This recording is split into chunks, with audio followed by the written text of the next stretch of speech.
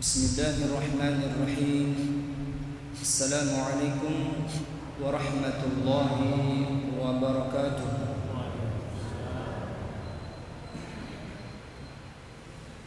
Innal hamdalillah nahmaduhu wa nasta'inuhu wa nastaghfiruh wa nastahdihi wa na'udzu billahi min shururi anfusina wa min sayyiati a'malina. Man yahdihillahu fala mudilla lahu wa man yudlil fala hadiya lahu. اللهم صل على سيدنا محمد الفاتح لما أغلق والخاتم لما سبق ناصر الحق بالحق والهادي إلى صراطك المستقيم وعلى آله حق قدره وبمقداره العظيم. أما بعد.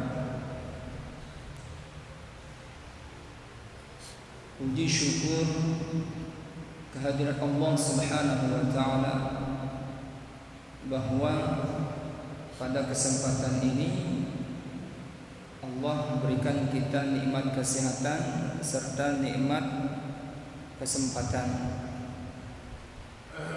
Dengan kedua nikmat ini alhamdulillah jemaah, panggilan keimanan kepada kita memenuhi perintah Allah, yaitu wajibnya kita menuntut ilmu, okay?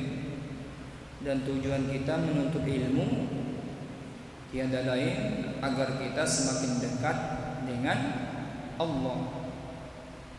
Semakin kita dekat dengan Allah, semakin kita mengenalnya.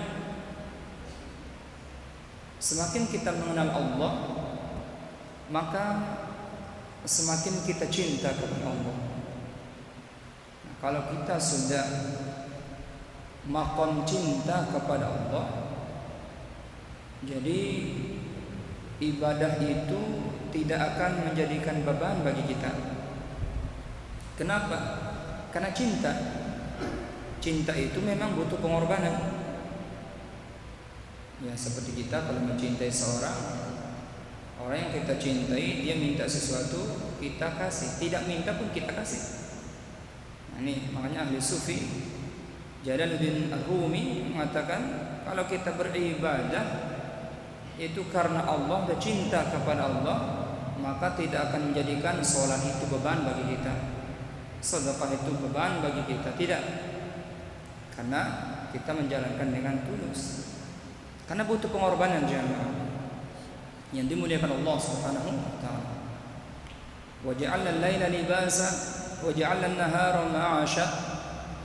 Allah jadikan malam sebagai tempat istirahat kita, siang sebagai tempat kita beraktivitas, waktu kita beraktivitas. Tapi orang yang maqam cinta kepada Allah dikorbankan waktu tidurnya, qiyamul lail, dia bangun menghadap Allah Subhanahu wa taala sebagai nafilah sunnah.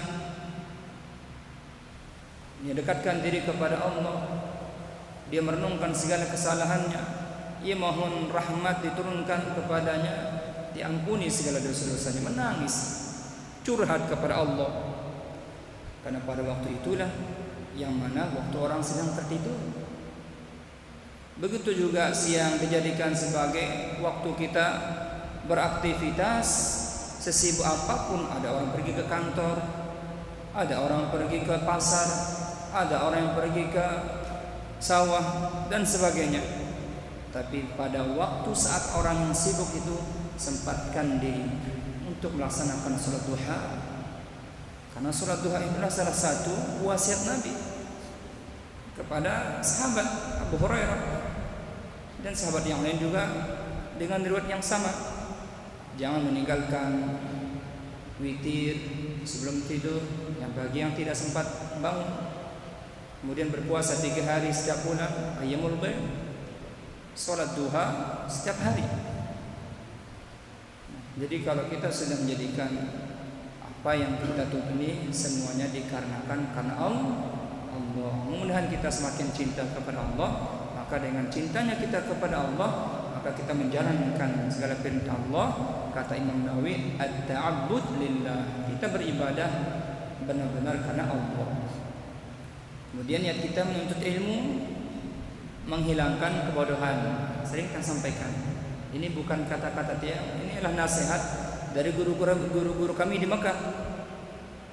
Jadi menghilangkan kebodohan artinya di sini jangan kita menjadi orang yang bodoh. Allah bertanya kepada kita, "Qul hal yastawi alladziina ya'lamuuna wal ladziina la ya'lamuun?" Apakah sama orang yang berpengetahuan dengan orang yang tidak berpengetahuan? Tidak sama. Orang yang berpengetahuan, orang yang beriman diangkat derajatnya oleh Allah. Yarfa'illahu alladziina aamanu minkum wal ladziina utul 'ilma darajat. Bahkan keutamaan orang alim, orang berpengetahuan dengan orang yang ahli ibadah tapi tidak berpengetahuan. Fadlul alim 'alal 'abid kal qamari 'alal kawakib. Nah, jadi keutamaan dengan berilmu niki jamaah, orang yang berpengetahuan dengan orang yang ahli ibadah tapi tidak berpengetahuan, ibarat bulan dengan ribuan bintang, jutaan bintang yang ada di langit. Satu bulan purnama, malam purnama bisa menerangi dunia. Ribuan jutaan bintang digabungkan tidak bisa menerangi dunia. Makanya kun aliman, jadilah orang yang berpengetahuan. Au muta'alliman, tidak sempat menjadi orang alim, kita menuntut. Tidak sempat menuntut. Au mustami'an, yang mendengar ceramah baik dari media, dari televisi, mungkin tidak sempat ke masjid, nguping dari rumah. Au muhibban, tidak sempat mendengarkan karena sibuk lagi, paling tidak cinta kepada ilmu, cinta kepada anak-anak yang menuntut ilmu, kita donasi dia, kita bantu dia. Wala takun khamisan fatahlak, jangan jadi orang yang kelima, binasa kita. Bercita-cita jadi orang alim tidak, menuntut ilmu tidak sempat, mendengar tidak sempat, cinta pun tidak. Mau jadi apa kalau begitu? Maka binasalah kita. Kenapa? Karena kebodohan yang kita laksanakan, berjalan di muka bumi dalam kebodohan. Makanya kata Imam Al-Ghazali dalam kitabnya Nuraqil Ubudiyah, orang yang dihukum nanti di akhirat jamaah bukan karena dia awam, bukan karena dia bodoh juga, bukan. Dihukum kita di akhirat nanti karena kita tidak mau menuntut ilmu itu jadi. Sehingga kita tidak terhukum, tidak tahu tata cara bagaimana ibadah yang benar.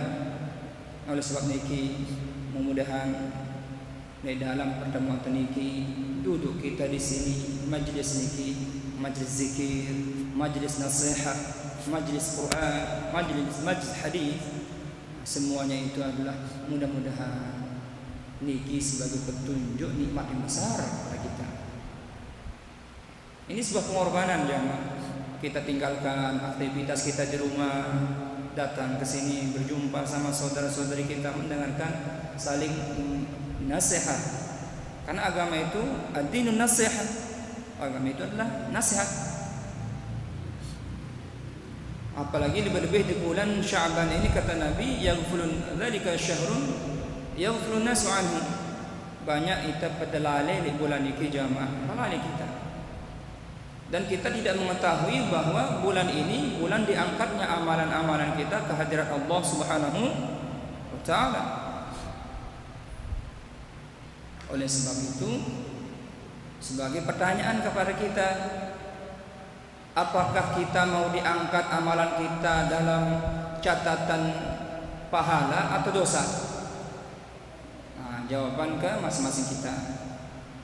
Beda dengan bulan-bulan yang lain dicatat amalan-amalan kita jahat baik oleh malaikat raqib dan atid.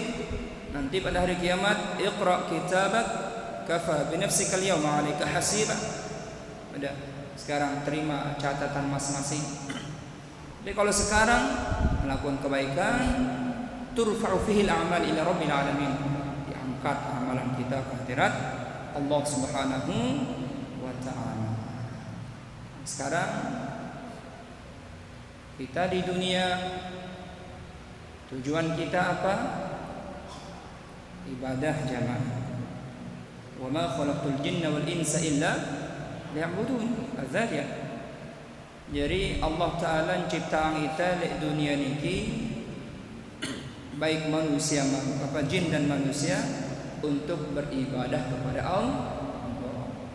Apa kata Ibnu Abbas? Begitu juga kata Mujahid. Mana illa liya'budun di sini hatta liya'rifun.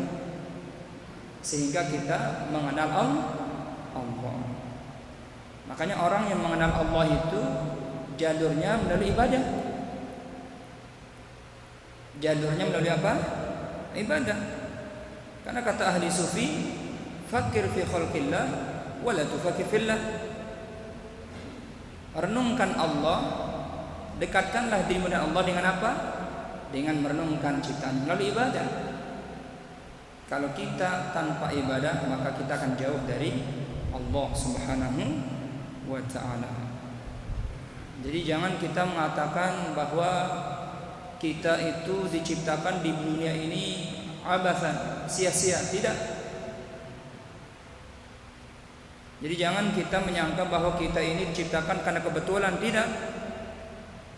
Jadi Allah menciptakan kita di dunia ini karena ada tujuan, maksud tujuan tertentu, itu ibadah. Karena kita semua akan kembali kepada Allah Subhanahu wa ta'ala. Jangan nanti kita digambarkan, na'udzubillah ya, dalam surah Al-Mu'minun ayat 99 di sana. Hatta idza jaa ahadakumul maut qala rabbi irji'uni la'alli a'malu salihan fima taraktu. Jadi ada orang yang telah datang ajalnya. Nah, ini telah datang apa? Ajalnya.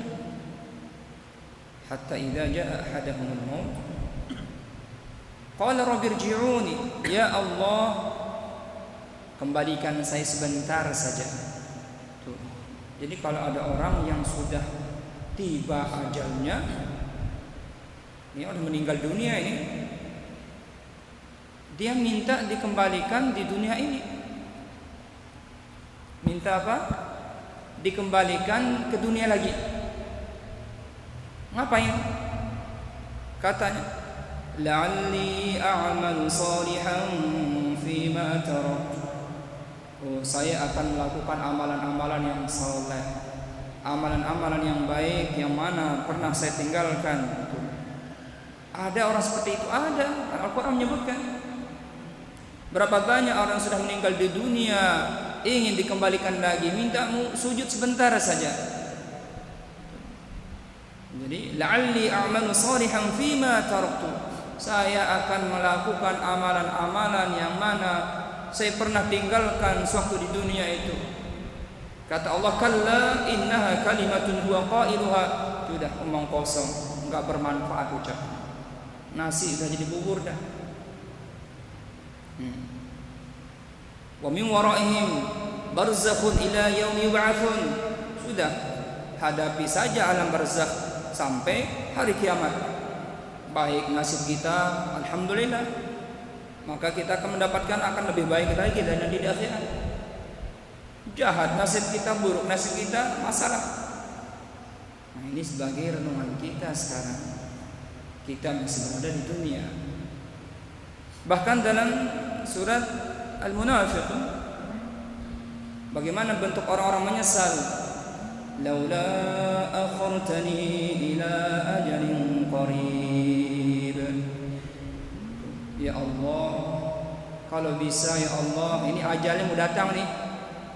Kalau tadi udah selesai dah umurnya, udah ketelan alam barzakh dah. Ini sekarang ajalnya menempel nih, sekarang tidak bisa mengapain. Di sana minta diundur waktunya lagi. Mau ngapain lagi? Fa asaddaq wa akum minas salihin. Naik gaji, baju bersedekahkah? Nah, beda lagi ini kasusnya nih. Kenapa orang itu menyebut saya pengen sedekah? Kenapa tidak sholat?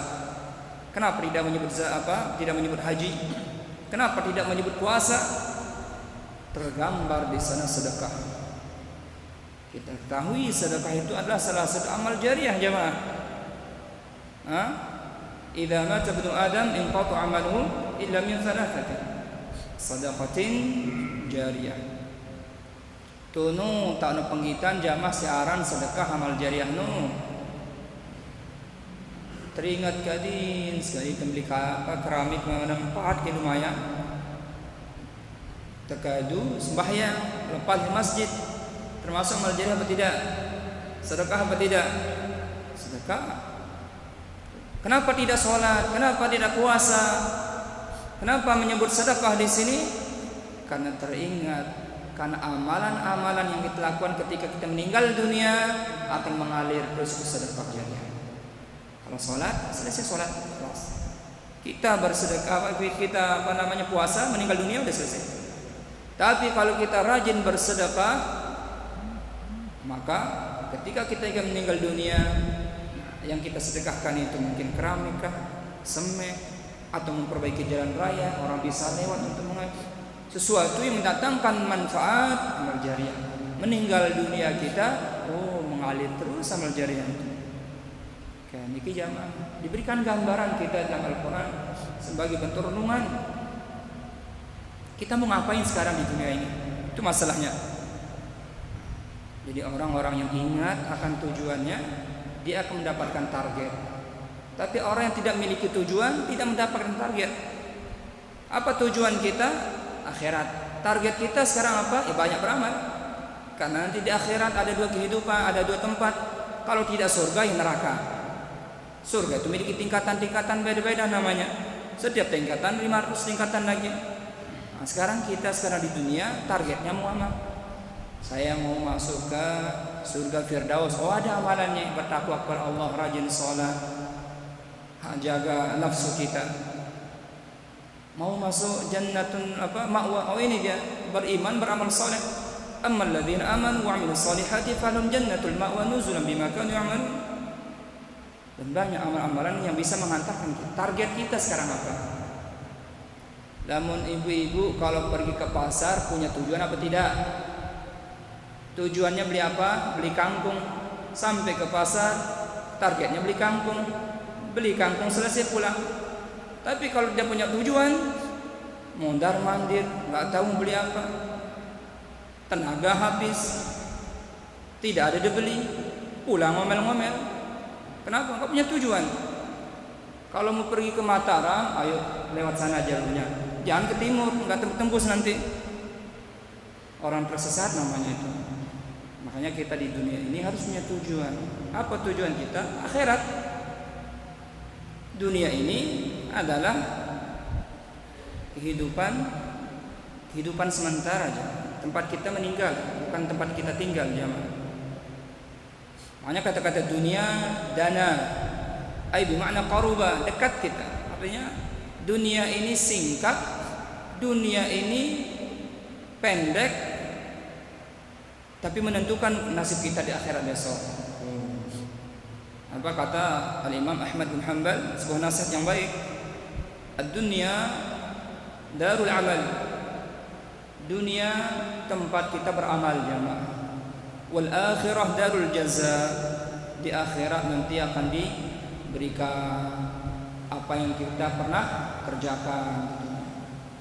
Man lam ya'mal huna, si abot beribadah di dunia, enggan mereka beramal, nadima hunaka, nanti di akhirat mereka akan menyesal. Ya, kalau menyesal di dunia, ibu dan ibu nggih, jemaah senang kita. Rugi dunia sekarang enggak apa-apa, besok kita. Tapi kalau sudah menyesal di akhirat, menyesal di dunia di akhirat, rugi di akhirat, sudah tidak ada sholat lagi di sana. Saya kepingin sholat, ya Allah, ngapain sholat? Enggak ada sholat sekarang. Saya mau haji, ya Allah, enggak ada haji sekarang. Saya mau, enggak ada. Pokoknya sekarang semuanya sudah masing-masing menerima apa yang mereka kerjakan tanpa mereka dizalimi satu. Tuh. Hanya kata Al-Imam Ali, al-yaum amalun wala hisabun. Di dunia makin jamaah tepada beramal niki. Ayo beramal yang mengantarkan kita nanti berjumpa kepada Allah. Amalan-amalan itu sudah Allah tentukan, sebutkan petunjuknya melalui Al-Quran dan Hadis. Bagaimana ulama-ulama menjelaskan. Dengan jemaah, perjalanan ke surga sudah jelas, perjalanan ke neraka sudah jelas. Allah kasih kita akal, kita isi dengan ilmu, sehingga ilmu itu bisa membandingkan mana hak mana batil. mana yang benar, mana yang salah. Nanti di akhirat kata Imam Ali, al-yaum hisabun wala amalun. Gentagan terhisab, amalan sekecil apapun akan kita lihat. Wa may ya'mal mithqala dzarratin khairan yarah, wa may ya'mal mithqala dzarratin syarran yarah. Ini mimba bin nasihat jamaah. Jadi inilah sebagai pertolongan kepada kita. Jadi tujuan tadi dunia ibadah, kita punya tujuan. Nah, orang yang tidak memiliki tujuan, orang tersesat. Dan itu bahayanya dunia itu, bahaya lebih besar daripada malaikat Harut wa Marut dalam Al-Qur'an sebutkan. Yufarriqu baina zawjain. Yaitu memisahkan antara suami istri. Itu ada setan. Kalau dia mampu memisahkan suami istri jadi jenderal dia. Tapi ada lebih besar dari itu. Dunia. Hanya kita kata Imam Al-Ghazali dalam kitab Minhajul Abidin, salah satu penyebab kita tidak bisa melihat Allah. Jadi dihijab kita, ada dinding. Salah satunya dunia itu jamaah. Kata Ibn Rajab, dunia itu, ini kalau nggak salah Ibn Rajab dan Allah, kata ulama, dunia itu kalau Harut dan Marut memisahkan antara suami dan istri, suka orang berantem. Tapi kalau dunia memisahkan seorang hamba dengan Tuhannya, Allahu Akbar, bahaya jamaah. Makanya kata Imam Al-Ghazali, bukannya menyuruh kita memusuhi dunia, tidak. Bukannya kita meninggalkan dunia, bukan. Kita yang mengendalikannya, bukan dunia mengendalikan kita. Karena kita di dunia di sini butuh. Jadi kita jadikan dunia ini kebutuhan kita, bukan tujuan kita. Kalau kita jadikan dunia ini sebagai kebutuhan kita, maka apa yang kita lakukan? Barang siapa yang butuh Allah, maka dia melakukan kebutuhannya. Barang siapa masuk surga, dia melakukan perbuatan perjalanan menghantar mereka ke surga. Tapi kalau dijadikan dunia ini sebagai tujuan, maka dia akan mengikuti keinginannya. Ya, kalau Allah sudah berpesan, wahai dunia, ini kata Imam Al-Ghazali lagi dalam hadis qudsi yang saya sebutkan dalam Minhajul Abidin, wahai dunia, kata Allah, jikalau hambaku itu menghadapmu lalu dia membelakangiku, jadikan dia budakmu. Dia itu bukan hambaku, kata Allah.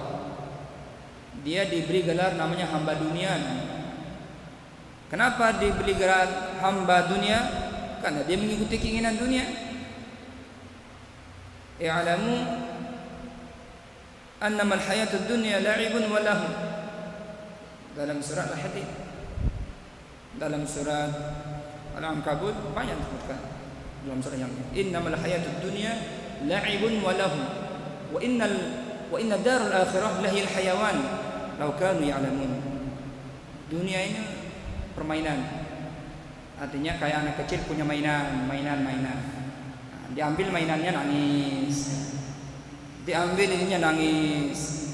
Jadi orang ahli dunia itu dia tidak bisa berpisah dengan permainannya. Na'udzubillah.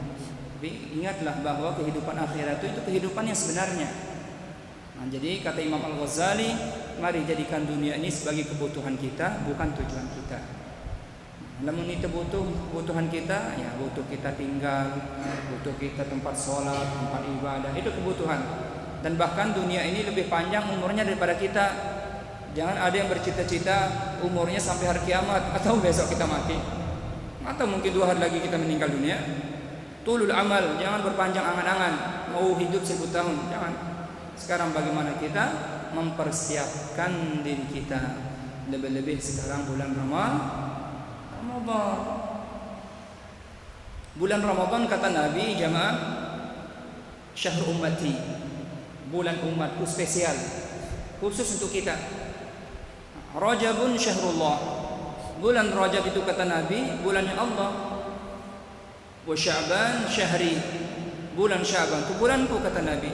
Wa Ramadan syahr ummati, bulan Ramadan itu bulan umatku. Kata ulama, Syekh Abu Bakar Al-Bakhli mengatakan, Al-Bakhili, Rajabun syahruz zira'ah. Bulan Rajab itu bulan kita menanam tanaman. Ini tashbih, artinya perumpamaan.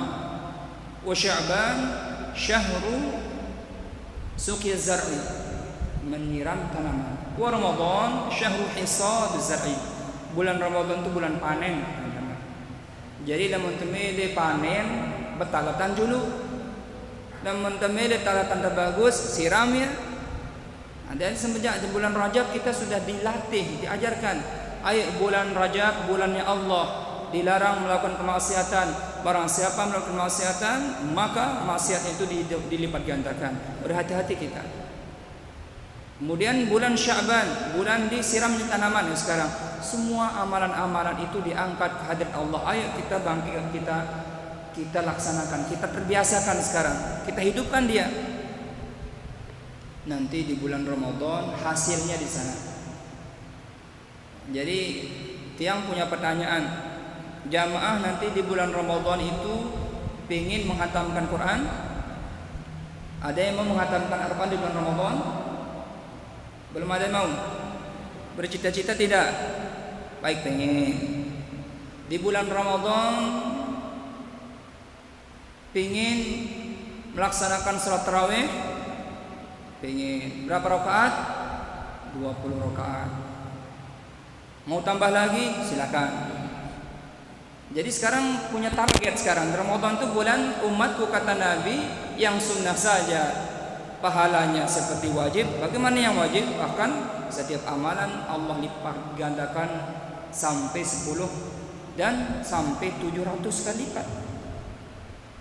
Man qama ramadhana imanan ihtisaban ghufira lahu ma taqaddama min dhanbi. Barang siapa yang mendirikan bulan Ramadan beriman serta ikhlas akan diampuni segala dosa-dosanya yang terdahulu. Makanya ketika keluar dari Ramadan fitrah suci. Karena kita mendirikan Ramadan diampuni dosa kita, hubungan baik kita pada Allah baik, hubungan kita sama manusia baik. Maka keluar dari Ramadan, dari pendidikan madrasah Ramadan, maka kita bersih. Nah sekarang pertanyaan, kalau kita mau bercita-cita menghatamkan Al-Quran di bulan Ramadan, baik, bulan Ramadan itu berapa hari? 30 hari ya, baik, biasa 30 hari. Kalau kita menghatamkan Al-Quran, paling tidak sekali dalam bulan Ramadan. Baik, Al-Quran itu berapa juz? 30 juz. Baik, bisa kira-kira kita kalau membaca Al-Quran satu hari satu juz? Bisa kira-kira jemaah? Makanya sekarang kita siram sekarang. Ayo latihan dari sekarang. Kalau kita bagus latihan kita mulai dari sekarang, insya Allah untuk menghadapi Ramadan kita lebih siap.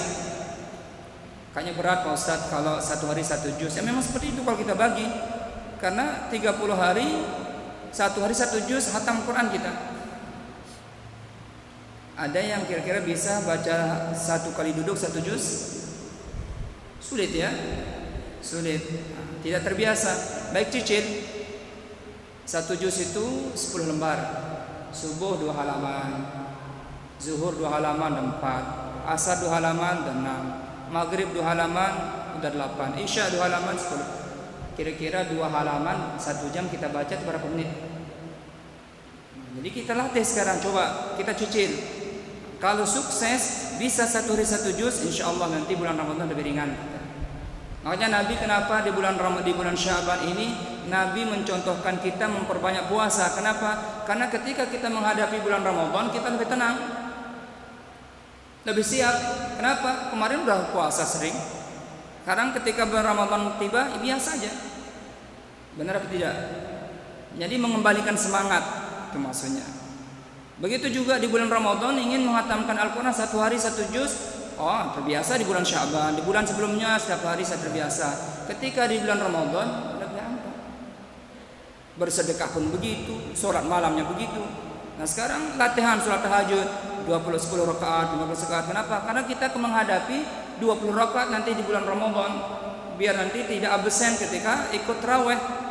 Nah itu caranya kita mendirikan bulan Ramadan. Bukan mendirikan bulan Ramadan dengan selesai makan sahur, salat subuh, tidur. Pas. Baik, sebentar lagi ya. Pas zuhur tidur, bangun. Selesai zuhur tidur lagi, bangun asar. Selesai sholat asar tidur lagi. Puasa apa namanya itu? Orang bilang puasa tidur ini. Kenapa? Karena nggak ada semangat. Pembawaannya lemah, lemas, lesu. Kenapa? Ini ibarat kita belum pernah puasa sebelumnya. Ketika menghadapi bulan Ramadan, maka mau tidak mau kita puasa. Itu menyebabkan kita sehingga melakukan amalan-amalan yang lain terasa berat ya. Ayo mulai dari sekarang kita tingkatkan ibadah, karena kita mau melakukan ibadah bulan Ramadan, bulan panennya sekarang. Dari mana jamaah? Sebab itu, ayo kita mulai latihan. Jangan nanti ketika Ramadan mau baca Quran, Alif Lam Mim Dzalikal Kitabu La Raiba Fiih. Kenapa? Tiduran, capek, nggak bisa ngapa-ngapain. Tapi kalau orang yang terbiasa baca Quran mah, Alif Lam Mim Dzalikal Kitabu La Raiba Fiih Hudan lil Muttaqin alladzina yu'minuna bil ghaibi wa yuqimuna as-salata wa mimma razaqnahum yunfiqun walladzina yu'minuna bima unzila ilaika wa ma unzila min qablika wa bil akhirati hum yuqinun ulaika 'ala hudan min rabbihim ulaika hum muflihun. Enak terus, makanya enak kita. Jadi inilah sekarang bulan Syaban, kita tingkatkan, coba latihan anak-anak kita yang baru akil balik, coba latihan berpuasa nak sekarang. Dari subuh nanti jam 10 lapar makan enggak apa. Besoknya sampai jam 12 ya enggak apa-apa makan. Besoknya sampai asar makan. Pas full lah, udah bisa kan? Nanti kita menghadap Ramadan, maka bisa puasa. Nanti ketika kita masuk di bulan Ramadan, insyaallah jamaah kita semangat. Itulah caranya kita mendirikan Ramadan. Siangnya kita berpuasa, malamnya kita qiyamul lail, kemudian sunnah-sunnah yang lain, baca Al-Qur'an, zikir, bersedekah, menghidupkan bulan Ramadan. Kurang lebih niki nggih. Jadi persiapan kita untuk menghadapi bulan Ramadan itu tentunya dari sekarang. Dari sekarang kita saling mengingatkan. Kalau kita menghatamkan Quran di bulan Ramadan, baik satu hari satu juz, karena kita pemula. Tapi orang terbiasa bisa saja. Seperti Imam Syafi'i rahimahullah taala, beliau menghatamkan Quran di bulan Ramadan selama sehari semalam 2 kali. Siangnya hatam Quran, malamnya hatam Quran. Berapa kali berarti? 60 kali ya dia. Sayyidina Utsman bin Affan menghatamkan Al-Quran ketika sholat hatam Quran 5 kali sehari semalam sholat, berarti belum sholat sunnah lagi. Kenapa? Karena terbiasa. Kok bisa Pak Ustaz ya? Bisa apa tidak? Bisa. Kalau kita masih pemula baca Yasin, Yasin, wow, atas. Kita pemula, kira-kira membaca Yasin dalam kondisi seperti itu membutuhkan berapa menit? Berapa menit jamaah? 1 jam? 2 jam? Bisa 2 jam. Tapi orang terbiasa, Yasin wal Qur'anil Hakim innaka laminal mursalin ala siratal mustaqim, hanya hampir 5 menit. Kenapa ini bisa 5 menit 2 jam? Tergantung bagaimana keadaannya, latihannya. Jadi Imam Syafi'i kalau sehari hatam Quran karena beliau terbiasa. Tidak heran. Nah sekarang bagaimana kita melakukan suatu perbuatan, kita biasakan di sekarang. InsyaAllah di bulan Ramadan, maka ibadah-ibadah yang kita kerjakan mudah-mudahan semakin meningkat, lebih baik daripada bulan-bulan yang sebelumnya. Ampun niki yang bisa yang sampaikan nggih, karena bahasan semua tiang niki penutupan pengajian nggih. Penutupan nggih. Niki penutupan sementara atau penutupan seterusnya? Sementara. Dan mudah ada panjang umur nggih. Selesai bulan Ramadan berlanjutan pengajian. Insyaallah nanti kita ada kitabnya khususkan biar tertib pembahasan kita. Ini silakan perkenalan tentang agama kita, memerintahkan begini dan sebagainya. Okay? Nah, jadi itu sih dan lain jamaah. Jadi sejak tertema bulan Ramadan daripada saling maafkan nggih. Sehingga Allah Taala maafangna wa kesalahan tadi nisfu Sya'ban iki kecuali dengan sebesual kan syirik kan.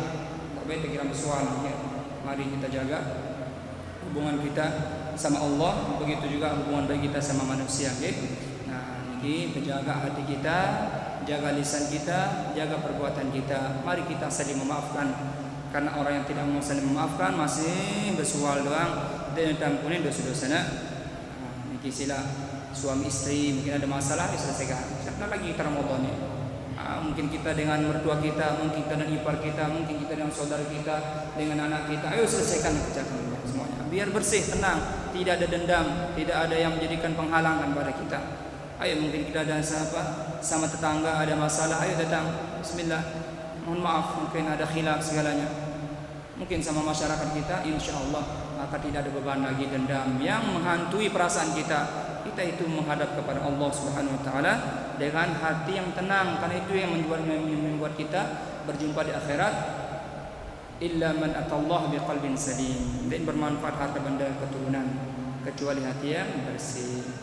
Niki nara mungkin ara ditanya pembunga bang mungkin. Oh iya benar deh, hari tentang bang deh sama saja.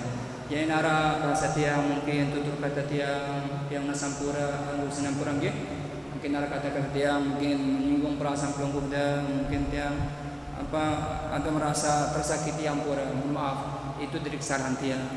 Enak kena bahasa tiang yang ada sida Allah Taala sila kepada barang-barang untuk mengamalkan, saling ingat mengingatkan nggih, saling nasihat menasihati mungkin ya. Aranya kehendak waktu isya niki kesempatan jamaah mungkin harus batal wuduna kesempatan setelah berwudu karena gantagan sembahyang isya berjamaah. Kata Nabi, man shalla isya fi jama'atin fa ka'annama shalla nisfal lail. Si sembahyang isya berjamaah maka pahalanya seperti ia mendirikan salat setengah malam. Ada jamaah mampu sembahyang sunat jarak maghrib sampai jam 12 malam. Ara angkat tangan. Nah, ayo jangan tinggalkan insyaallah. Mau lebih dahsyat lagi dikasih fadilahnya. Wa man shalla subha fi jama'atin fa kana ma shalla kull lail atau kama qala alaihi salatu wasallam. Mun sembahyang subuh berjamaah lebih berat malah kena. Biasa 4 saf mungkin 2 saf. Tapi subuh itu memang begitu. Lamun sembahyang subuh berjamaah sama pahalanya seperti kita melaksanakan salat qiyamul lail semalam suntuk.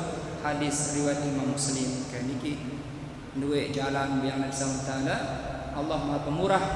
Dia tahu kita itu lemah, tidak mampu melakukannya, dikasih kita karunia melakukan amalan sedikit tapi pahalanya besar. Ketentik sedikit nggih.